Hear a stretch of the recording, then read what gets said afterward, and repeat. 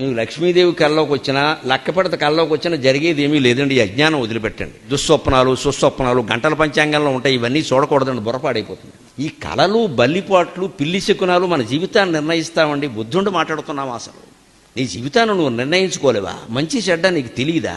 అంత జడ పదార్థానివా? నీకు వచ్చిన కళ, నీకు ఎదురైన మనిషి, పొద్దున్నే ఎవడో తుమ్మిన తుమ్ము, వాడెవడో దగ్గిన దగ్గు నీ జీవితాన్ని నిర్ణయిస్తాయా? అసలు వెన్నెముకుందా మనకి?